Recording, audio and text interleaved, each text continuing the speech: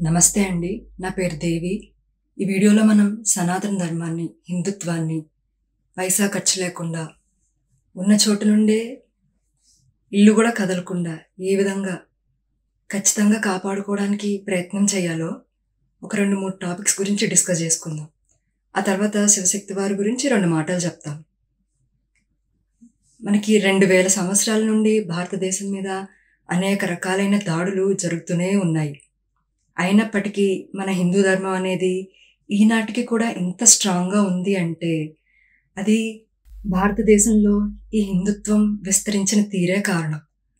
మన సంప్రదాయాల్లో, ఆచార వ్యవహారాల్లో, మన నరనరాల్లో, మన దేవీ దేవతల్లో, మన గుళ్ళలో, మన యోగుల్లో ఇలాగా రకరకాల స్పేసెస్‌లో హిందుత్వం అనేది మన తిండి, వేషధారణ ఇలాంటిగా ప్రతి ఒక్క విషయంలోనూ చాలా బాగా విస్తరించిపోయింది మనతో పాటు. మన జీవితంలో పాటు మమేకం అయిపోయింది. అయితే మనం గుర్తించవలసిన ముఖ్యమైన పాత్ర పోషించిన వారు ఎవరు అంటే స్త్రీ అని నేను చెప్తాను. హిందుత్వానికి నా ఉద్దేశంలో స్త్రీ అనేది ఒక మూల స్తంభంగా మనకు పాషండ మతాల నుండి ఏనాటి నుంచి అయితే దాడులు జరుగుతున్నాయో ఆనాటి నుంచి మనకు తెలియకుండా బ్యాక్గ్రౌండ్లో పోరాడి వాళ్ళ ప్రాణాలు మానాలు వదిలేసిన స్త్రీలైతేనేమి ఈ రోజు వరకు కూడా పొద్దున్నే లేచి ఇల్లు ఊడ్చుకుని కళ్ళాపి జల్లి ముగ్గు పెట్టి తులసి మొక్కను పూజించి గడపకి పసుపుకు రాసుకుని తను కుంకుమ బొట్టు పెట్టుకొని తలలో పువ్వులు పెట్టుకొని ఇంటికొచ్చిన వాళ్ళని మర్యాదగా ఆదరించి అన్నం పెట్టే తల్లి, మనల్ని అందరినీ దీవించే తల్లి ఎవరైతేనేమి ఈ రోజుతో ఉద్యోగం చేస్తూ కూడా ఇటువంటి పనులు చేసే ఆడపిల్లలు భారతదేశంలోనే కాదు ఫారిన్ కంట్రీస్లో కూడా కోకొల్లలుగా చాలా మంది ఉన్నారు. మన గురువులు శ్రీ శ్రీ శ్రీ సామవేదం షణ్ముఖ శర్మ గారు ఆడవాళ్ళ గురించి ఒక మాట చెప్తారు. ఆడవాళ్ళు ఎవరైనా సరే అమ్మవారి అంశే. వాళ్ళు ఉపాధి పరంగా వాళ్ళు ఏ పనులైనా చేయవచ్చును గాక, కానీ స్త్రీ అనే ప్రతి ఆమె అమ్మవారి అంశే. అమ్మవారి అంశగానే మనం చూడాలి అని చెప్తారు. అందుకనే మనకి బాలా పూజ, తర్వాత అమ్మవారి పూజ, తర్వాత పూర్వ సువాసిని వాళ్ళకి కూడా వాళ్ళ పద్ధతిలో వాళ్ళ పూజలన్నీ ఉన్నాయి. అలానే ఇంత అద్భుతమైన వైభవం స్త్రీకి హిందుత్వం కల్పించింది. కానీ ఇప్పుడు ఈ పాషాణ మతస్థులు ఎక్కడ పడితే అక్కడ స్కూళ్ళల్లోనూ, కాలేజీల్లోనూ, ఆఫీసుల్లోనూ ఎక్కడ పడితే అక్కడ తయారయ్యి ఈ అమ్మాయిలకి బ్రెయిన్ వాష్ చేస్తూ వాళ్ళ జీవితాలను నాశనం చేస్తున్నారు. ఇమాజిన్, కళకళలాడుతూ లక్ష్మీదేవిలో ఉండవలసిన అమ్మాయి జస్ట్ ఎవడో ముక్కు మొహోడో తెలియకుండా వచ్చేసేవాడు జస్ట్ బ్రెయిన్ వాష్ చేసేస్తే నల్లటి గుడ్డలు పైనుంచి కింద కప్పేసుకోవడానికి రెడీ అయిపోతుంది, వాడితో వెళ్ళిపోవడానికి కప్పేసుకొని. స్టోరీస్ అన్నీ మనము చిన్నప్పటి నుంచి అక్కడక్కడ న్యూస్ పేపర్లో చదవడమో లేదంటే ఎక్కడో వినడమో లేదంటే సినిమాల్లో చూడడమో జరిగేది. కానీ ఇప్పుడు మన చుట్టుపక్కల అమ్మాయిలకి ఇటువంటివన్నీ జరుగుతున్నాయి. కాబట్టి మనం అందరం అలర్ట్ అయ్యి మన అమ్మాయిల్ని మనం కాపాడుకోవాల్సిన అవసరం ఎంతైనా ఉంది. ముఖ్యంగా తల్లిదండ్రులకు అమ్మాయిని కాపాడుకోవాల్సిన బాధ్యత చాలా ఉంది. వాళ్ళు చిన్నప్పటి నుంచే వాళ్ళ పిల్లల్ని కూర్చోబెట్టి, వాళ్ళ అమ్మాయిని కూర్చోబెట్టి సిగ్గు మొహాటం పడకుండా, no lords dad's little princess అని అనకుండా వాళ్ళకి చాలా విషయాలు ఓపెన్గా చెప్పాలి.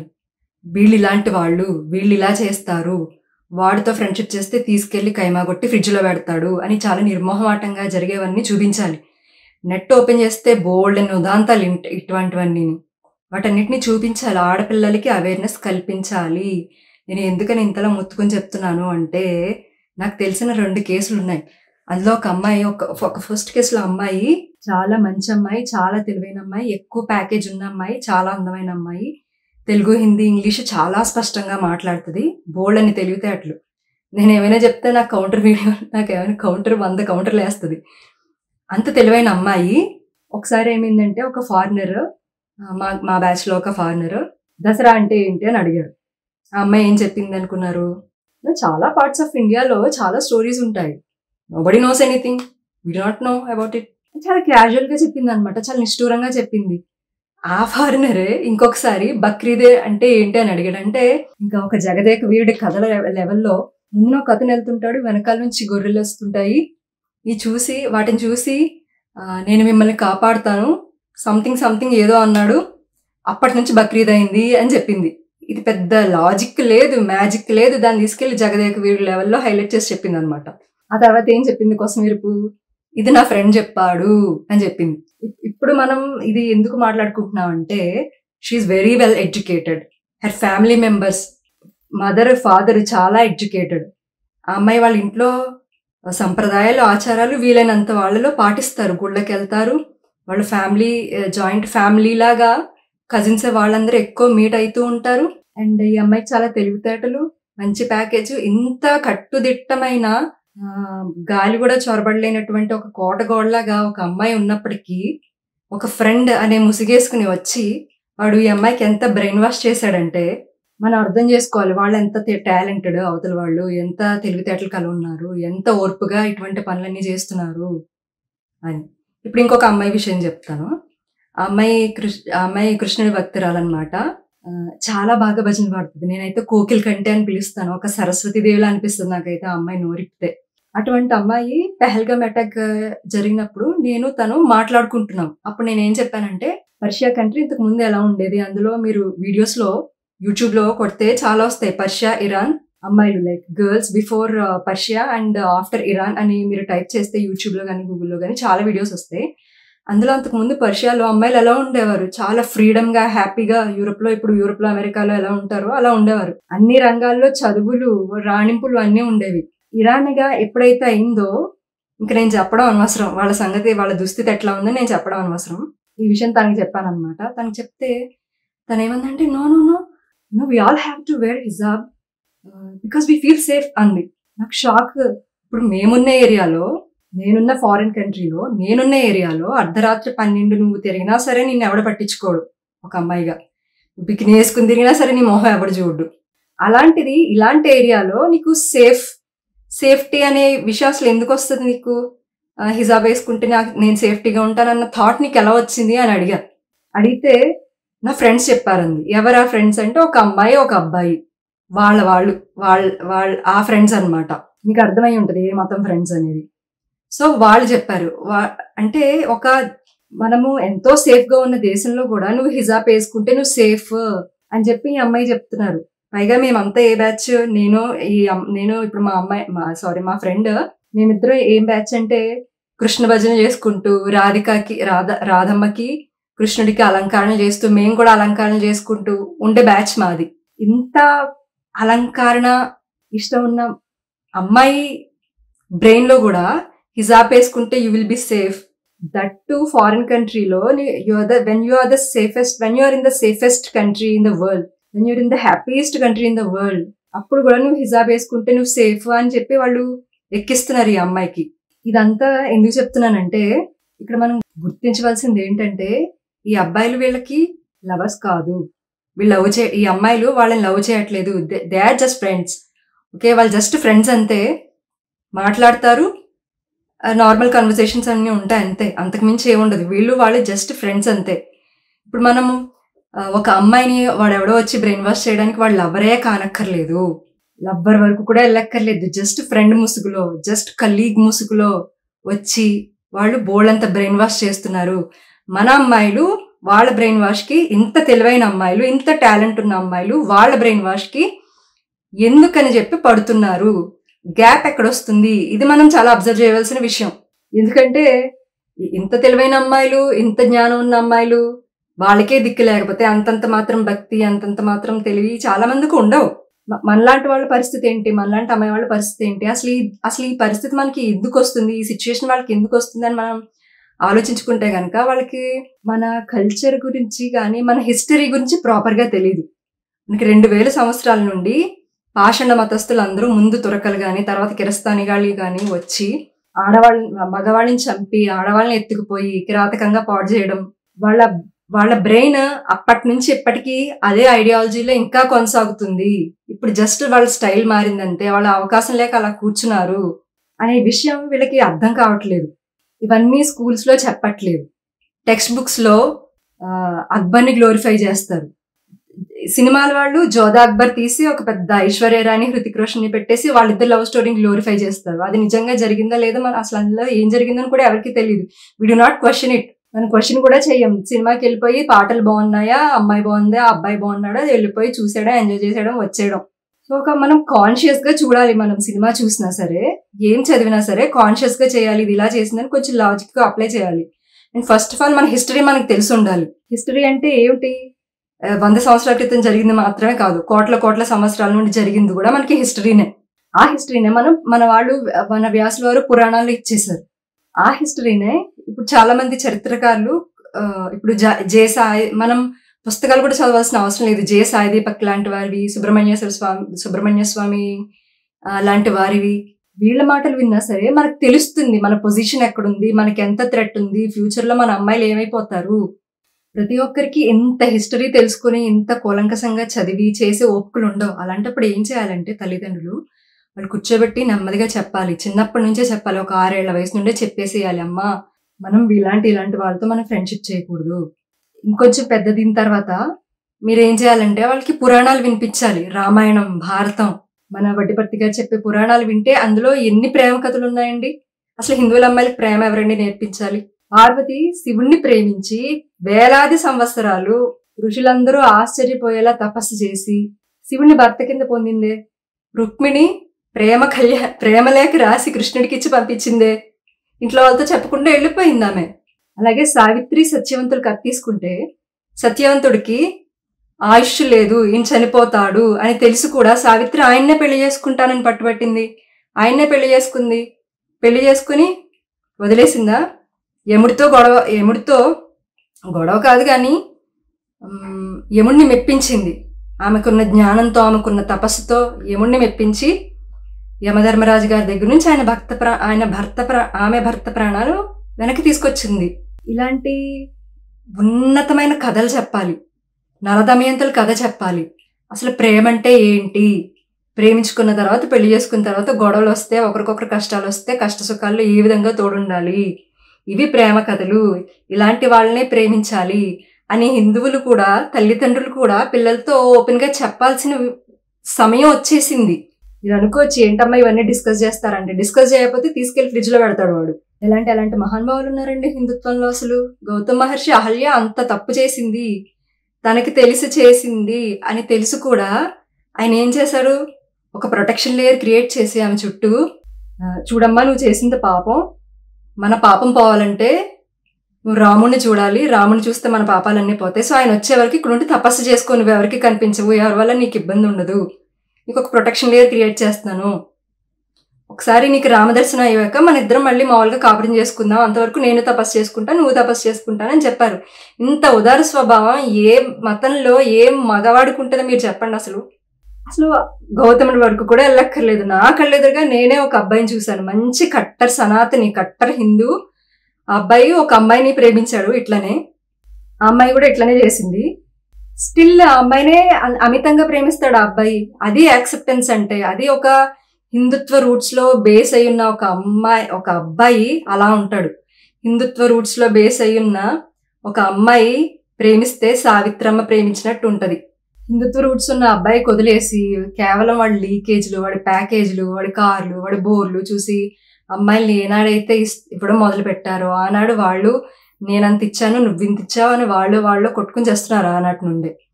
మీరు దయచేసి తల్లిదండ్రులందరికీ చెప్తున్నాను, అమ్మాయిలకి సంబంధాలు చూసేటప్పుడు అబ్బాయి మైండ్ సెట్ ఎంత హిందుత్వంలో బేస్ అయి ఉంది, ఆ హిందుత్వం యొక్క లోతులు ఈ అబ్బాయి ఎంత బాగా అర్థం చేసుకున్నాడు, ఈ విషయాలన్నీ చూడండి. అప్పుడు మీ అమ్మాయిని అమ్మలాగా గుండెల్లో పెట్టుకుని చూసుకుంటాడు.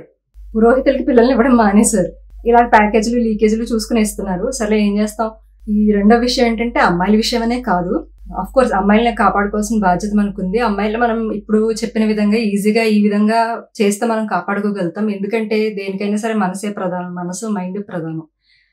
మనకి మానసిక బలం కూడా ఉండాలి. దానికి ఏం చేయాలంటే మనం అందరం వడ్డిపర్తి గారు చెప్పే పురాణాలని ఆయన చాలా అద్భుతంగా, చాలా ఉన్నతంగా, చాలా గొప్పగా చెప్పారనమాట. సో ఈ పురాణ రామాయణ భారతాలు కేవలం ఒక అమ్మాయి గురించి ఒక అబ్బాయి గురించే కాదు చదువుకోవడం అనేది, వినడం అనేదో. దాని నుంచి మనం అవంటూ అసలు ఫస్ట్ ఆఫ్ ఆల్ మనకి పురాణాలు వింటున్నప్పుడు మనకి కోట్ల సంవత్సరాల యొక్క భూమి యొక్క చరిత్ర తెలుస్తుంది. అందులో రాజులు, పురోహితులు, మాంసం కొట్టుకునేవాడు, జంతువులు, రకరకాల పక్షుల యొక్క కథలు, వాళ్ళ జీవిత చరిత్రలు ఇవన్నీ తెలుస్తాయి. ఒక దశరథ మహారాజు గారి కథే మీరు తీసుకున్నారనుకోండి, ఒక రఘువంశం తీసుకున్నారనుకోండి, అందులో దశరథ మహారాజు గారు ఎన్ని కష్టాలు పడ్డారని తెలుస్తుంది మనకి. ఆయన పుట్టిన తర్వాత తల్లి కాలం చేశారు. ఆ తల్లి కాలం చేసిన వెంటనే తండ్రి గారు కూడా కాలం చేశారు. ఆ తర్వాత పోనీ సంతానమా అంటే ఒక అమ్మాయి పుట్టినా సరే ఆ అమ్మాయిని వేరే వాళ్ళకి దత్తత ఇచ్చేశారు. పోనీ 4 సంతానం పుట్టారా అంటే రాముడి యొక్క పట్టాభిషేకం కూడా చూడకుండా ఆయన ఎంత బాధను పొందుతూ బాధను అనుభవించి కాలం చేశారో మనందరికీ తెలుసు. ఇన్ని కష్టాలు ఒక మనిషి పడి తట్టుకుని నిలబడ్డాడు. అట్లనే ఇప్పుడు మనకేం కష్టాలండి ఈరోజు? మన కష్టాలు వాళ్ళ కష్టాల ముందు వాళ్ళ కష్టాల ముందు చూసుకున్నప్పుడు మన కష్టాలు ఇటువంటి కష్టాలు, ఉద్యోగం, ఇల్లు, పిల్లలు, ఇటువంటి కష్టాలు. అంటే సీత కష్టాలు సీతవి, పీత కష్టాలు పీతవే. మన వాటిని నేను తక్కువ చేయట్లేదు. కానీ వాళ్ళు అన్నన్ని ఎక్కువ కష్టాలు చూసి వచ్చినప్పుడు అలాంటి వాళ్ళ చరిత్రలు మనం తెలుసుకున్నప్పుడు మన కష్టాలను నిలబడి ఉండగలుగుతాం, తట్టుకోగలుగుతాం. అట్లానే ఆయన ఎన్ని సుఖాలు అనుభవించాడు, ఎంతమంది రాణులు, ఎంత సామ్రాజ్యం. రాముణ్ణే బిడ్డ కింద కన్నాడు. నాకు రాముడు పుట్టవయ్యా అని నేను అడిగితే నాకు పుడతాడు రాముడు. అంతటి సుఖం ఆయనకు వచ్చింది కదా. అంతకన్నా సుఖం మనం ఎవరం పొందుతాం? ఈ రోజుల్లో భూమి మీద ఉన్నవారు రాముడిని కొడుకు కింద పుట్టడం కన్నా సుఖం మనం ఎవరం పొందుతాం? అలాంటిది మనం చిన్న చిన్న సుఖాలు, ఈ అమ్మాయి మీద కారు కొనుక్కుని, ఈ అమ్మాయి మీద ఫ్లాట్ కొనుక్కుని, ఇంత చిన్న చిన్న వాటికి మనం పొంగిపోతున్నాం. పొంగిపోద్దని కాదు, ధర్మార్థ కామోక్షాలని మనకు చెప్పారు. సో ధర్మంగా అర్థం కామం మోక్షం ఇవన్నీ సంపాదించండి అని చెప్పారు.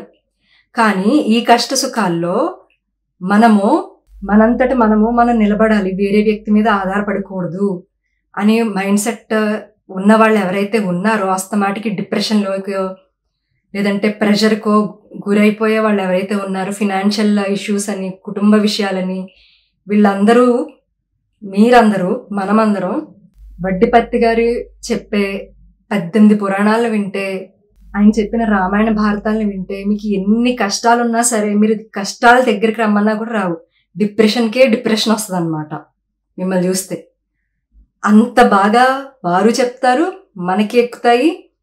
జనరల్గా ప్రతి పురాణంకి ఒక అధిదేవత ఉంటుంది అనమాట. గడపకి కానీ, లేదంటే మన ఒంట్లో శరీరాలకి కానీ, మన మాటకి కానీ, ప్రతి దానికి అధిదేవత ఉంటారు. మనం వారి గురించి ఈ పురాణాలు అనేవి మనం వింటుంటే జస్ట్ చాలా క్యాజువల్గా మీరు వంట చేసుకుంటానో ఇంకే పని చేసుకుంటున్నా వింటున్నా సరే ఆ అధిదేవత వచ్చి మన బ్రెయిన్లోనో, మన మైండ్లో, మన హృదయంలో కూర్చుంటారనమాట. మనకు కావాల్సినవన్నీ వాళ్ళే చేసి పెడతారు. మనం ఏం చేయక్కర్లేదు. You just have to SIT and listen అంతే. ఇది నేను ఎందుకు చెప్తున్నానంటే, ఇది మనందరం హ్యాపీగా ఉండాలి.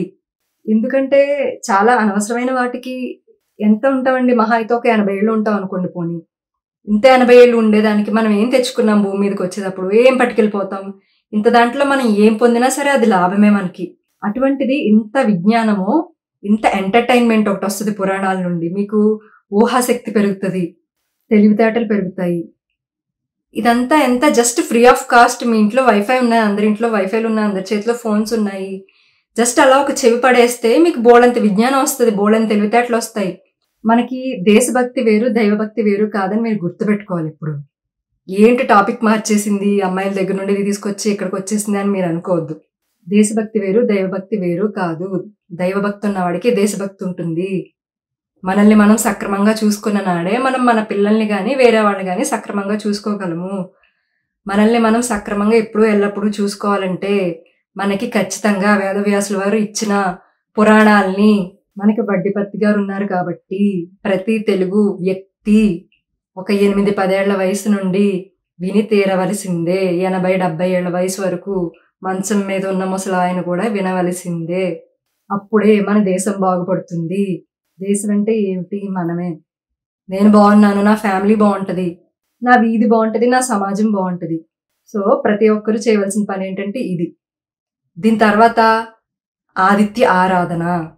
మనకి కిరస్తాని వాళ్ళు రోమన్ ఎంపైర్ మీద దాడి చేసినప్పుడు రోమన్స్ యొక్క అసలైన మతం ఏమిటి? మిత్రాయిజం. ఎస్, మీరు గూగుల్లో చూసుకోవచ్చు. శ్రీమిత్రాయ నమః అంటే ఎవరండి? సూర్యుడు. వాళ్ళు సూర్యుడిని ఆరాధించేవారు రోమన్స్. లక్షలాది గుళ్ళు, ఆ లక్షలాది సూర్యాలయాలన్నింటినీ కొల్లగొట్టేశారు. రోమన్ ఎంపైర్ని కన్వర్ట్ చేసేశారు. స్టిల్ జనాలు ఆ సూర్యుడితో ఉన్న అనుబంధం వాళ్ళు తెంచుకోలేదు.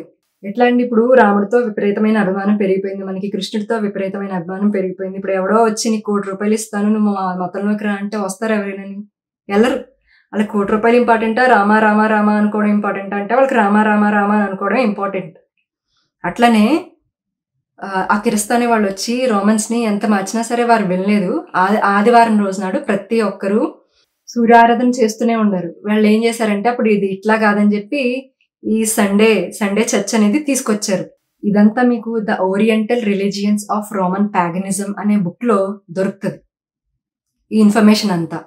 సేమ్ అదే ఫార్ములా ఇక్కడ మనకు అప్లై చేశారు. మన బ్రిటిషర్స్ ఎప్పుడైతే ఇక్కడికొచ్చారో డివైడ్ అండ్ ద రూల్ గురించి మనకు అందరికీ తెలిసిందే. అలానే వీళ్ళు ఆదివారం నాడు పెట్టడం అంటే ఏంటంటే అంతకుముందు వరకు ఆదివారం నాడు సంధ్యోపాసన ఉన్న వాళ్ళు అది చేసుకునేవారు. అది లేని వాళ్ళు వేరే ఉపాసన ఏదో చేసుకునేవారు. చేసుకుని స్త్రీ తైల మధుమాంసాన్ని వర్జయేత్ ఈ నాలుగింటిని వదిలేసి సూర్యుడు ఆరాధన చేసుకుని సుఖంగా జీవితం గడిపారు. అవి ఎంతవరకు అది పాటించారో భారతదేశం మీద ఎటువంటి దాడులు జరగలేదు. అందరూ సుఖంగా ఉన్నారు. ఎప్పుడైతే మనం వదిలేసుకున్నామో మనకి మనుషులకి సుఖం లేదు, ఇళ్లలోనూ సుఖం లేదు. కాబట్టి మన హిందుత్వం మీద దాడి ఏదైతే జరుగుతుందో రకరకాల దాడులు జరుగుతున్నాయి.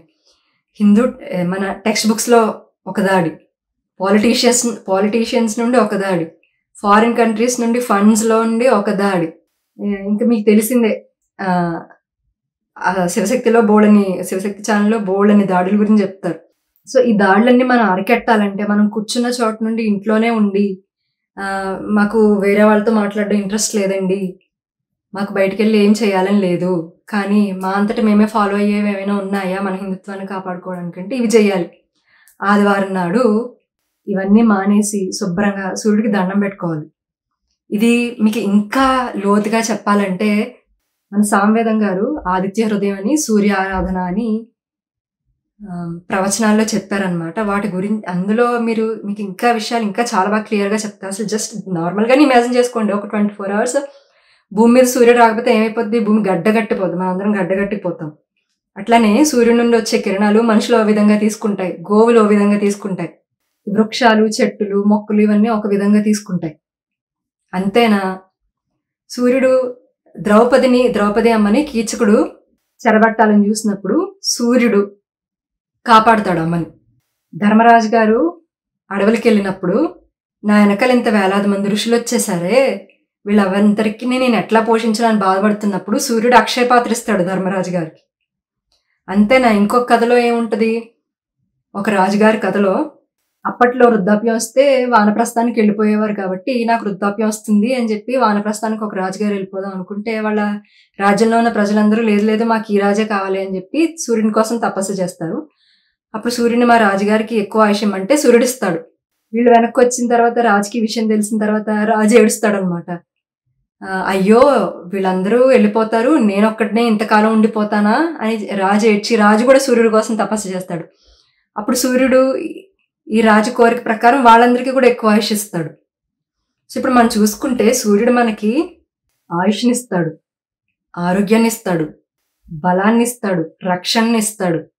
జ్ఞానం ఏమిటి, జ్ఞానం మన హనుమంతుడికే గురువైన సూర్యుడు మనకి కూడా గురువే. కాబట్టి మీరు రోజు ఉదయం లేచి జస్ట్ సూర్యుడికి దండం పెట్టుకుంటే చాలా. అందులోనే మీ తల్లిని, తండ్రిని, గురువుని, దైవాన్ని అన్నిటినీ చూసి సూర్యనారాయణే ప్రత్యక్ష నారాయణ అంటారు కదా, మీరు దండం పెట్టుకుని మా దేశం బాగుండాలి, మేము ఏం చేయలేకపోతున్నాము, ఆర్ మేబీ మేము ఇంత మాత్రమే చేయగలుగుతున్నాం, ఏంటంటే అలాంటిది ఉందనుకోండి వాట్సాప్లో స్టేటస్లు మాత్రమే పెడుతుంది, పోస్టులు పెట్టి కౌంటర్లు వాట్సాప్లో ఇచ్చుకుంటాను నేను, ఎవరికి తెలుస్తుంది.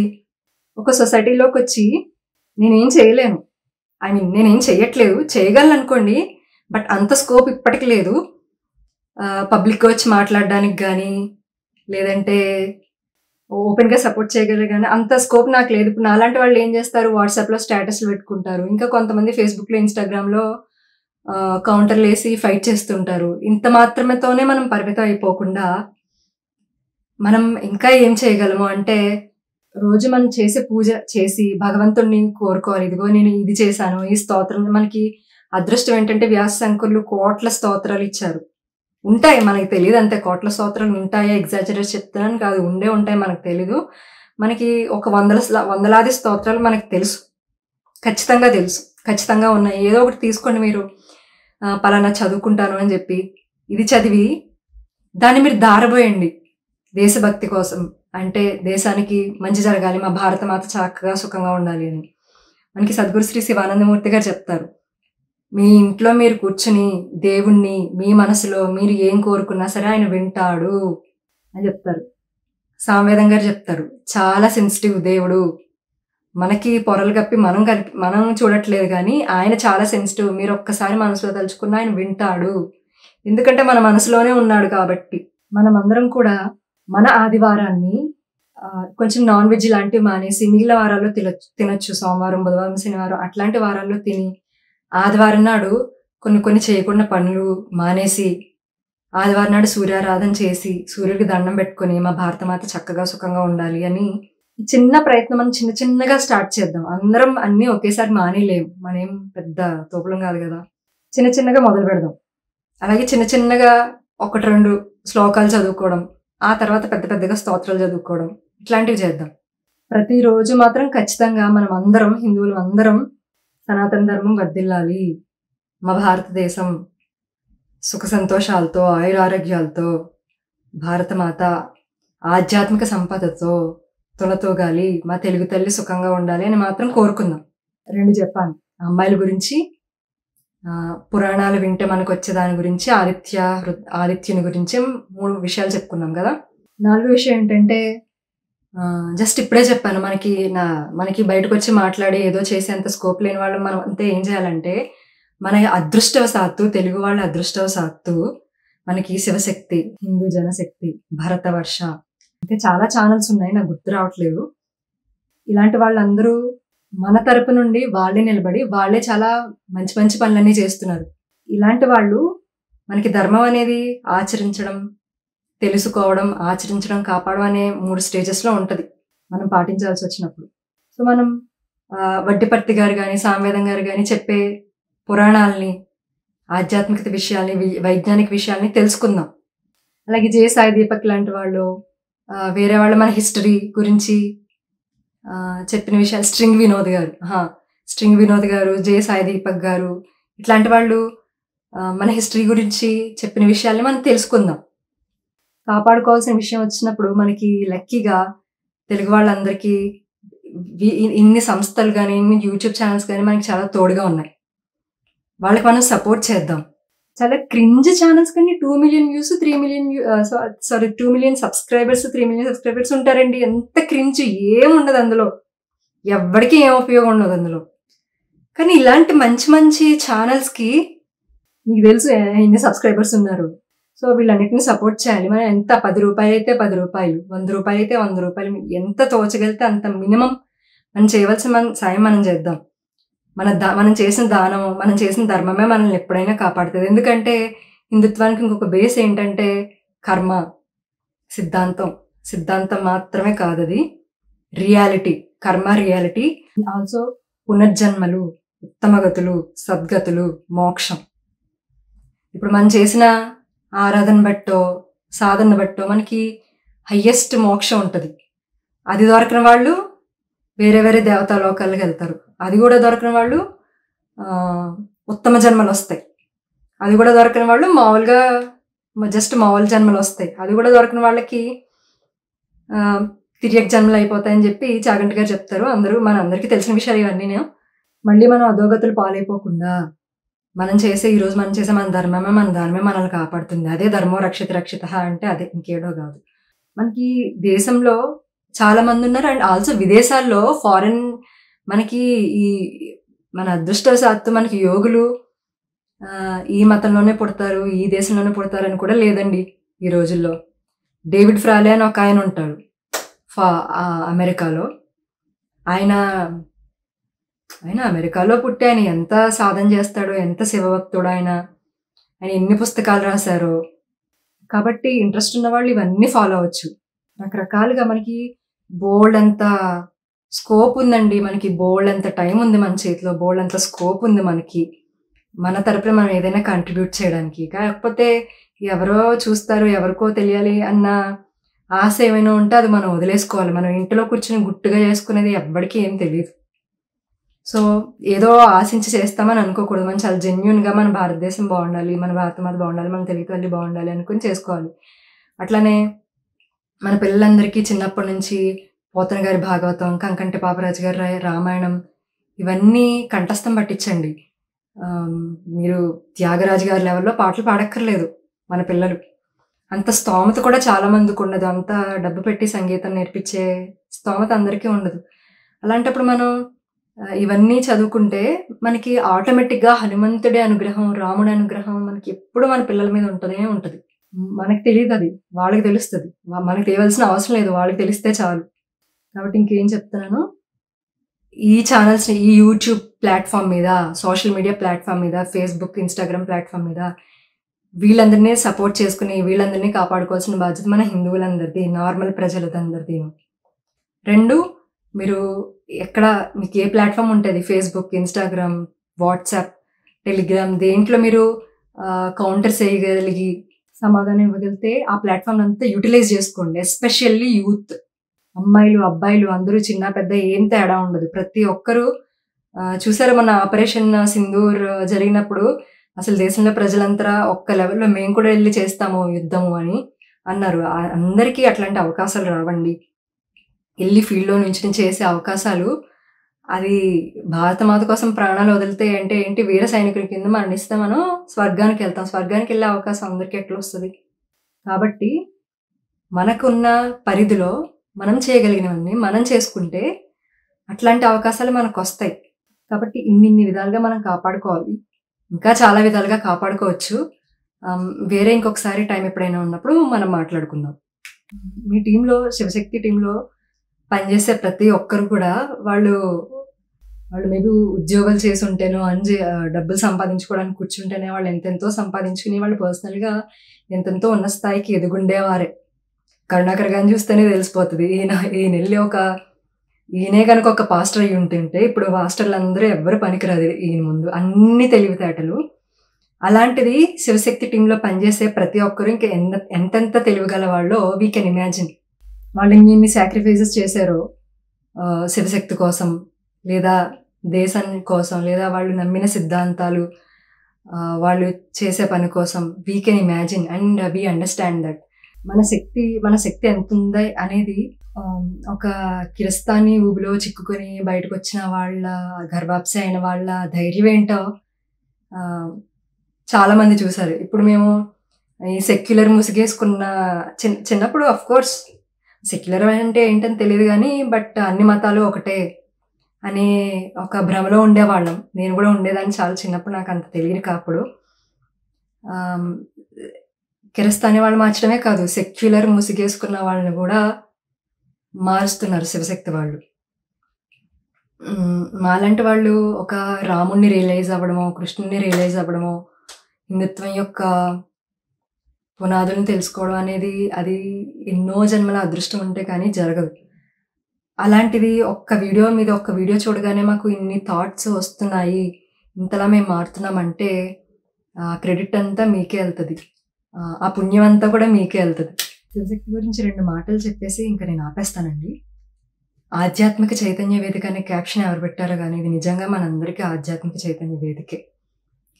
ఎందుకంటే ఒక ఆటో డ్రైవర్ కానీ, ఒక తాపీ మేస్త్రి గానీ, ఒక హిజ్రా గానీ వీళ్ళు గర్వాప్సి అయిన వీడియోలు చూస్తే అవి ఎంత ఇంటలెక్చువల్‌గా చెప్తారో వాళ్ళు. వాళ్ళు రామాయణం కొనుక్కొని నేను చదువుతున్నాను అని వాళ్ళు చెప్పడం. అట్లనే ఈ మధ్యన రీసెంట్‌గా వచ్చిన వీడియోలో ఆయన చెప్తున్నారు, ఒక్క రోజైనా రాముడిలా బతికితే చాలు అని అనిపిస్తుందని. జీవితాంతం మేము హిందువులుగానే ఉంటాము. హిందుత్వం కోసం మేము ప్రాణాలైనా ఇస్తాము. మేము ఏ కష్టమైనా పడతాము. ఎంత ఫైటింగ్ అయినా చేస్తాము అని వాళ్ళు అంత ధైర్యంగా చెప్పడం గానీ, వాళ్ళు పాపం కిరస్తానీ వాళ్ళతో ఎంతో ఫైట్ చేసి ఆ ఊబిలో నుంచి బయటకు రావడం అదొకటి. అది వచ్చిన తర్వాత ఇలాగ పబ్లిక్ ప్లాట్‌ఫార్మ్‌కొచ్చి వీళ్ళ థాట్స్ అన్నీ చెప్పడం మాలాంటి వాళ్ళకి చాలా ఇన్‌స్పైరింగ్‌గా ఉంటది. నాకసలు చాలా ఇన్‌స్పైరింగ్‌గా ఉంటది ఆ గర్వాప్సి వీడియోలు చూస్తే. పాపం ఒక్కొక్కరు ఒక్కొక్క కష్టాలు పడ్డారు. చాలా బాధలు పడ్డారు. బట్ స్టిల్ అవన్నీ తట్టుకొని నిలబడి వచ్చి ఒక ప్లాట్‌ఫార్మ్ మీద హిందుత్వం గురించి వాళ్ళు చేసిన పనులు చెప్తున్నారు. వాళ్ళ మైండ్‌లో ఉన్న థాట్స్ గురించి చెప్తారు. లేదంటే ఎవరు ఇమాజిన్ చేస్తారండి ఒక నార్మల్‌గా బ్రతికే వాళ్ళ మనుషుల్లో రాముడి మీద ఇంత ప్రేముందా? మన హిందుత్వం గురించి వీళ్ళకి ఇంత లోతైన ఆలోచనలున్నాయని ఎలా తెలుస్తాయి మనకి? మాలాంటి వాళ్ళకి తెలియవు కదా! ఇవే inspiration. They are all real heroes అనమాట నా దృష్టిలో. వాళ్ళందరూ నాకు చాలా ఇన్‌స్పిరేషన్. శివశక్తి గారు పెట్టే డిబేట్స్ ఒకటి అండ్ కరుణాకర్ గారు ఇచ్చే ఇంటర్వ్యూస్ ఒకటి చాలా ఇంటెలెక్చువల్గా ఉంటాయి. నేను అవి అస్సలు మిస్ అవ్వకుండా చూస్తాను. దర్శనం మూవీ నా ఫేవరెట్ మూవీ అనమాట. నేను ఏ క్షణం అయితే పురాణాలు వినడం మొదలుపెట్టానో ఆటోమేటిక్గా సినిమాలు చూడడం మానేసాను. అంతకుముందు చాలా సినిమాలు చూసేదాన్ని. మనకు తెలుసు కదా, మన గోదావరి వాళ్ళు తెలుగు వాళ్ళకి సినిమాలు అంటే పిచ్చని.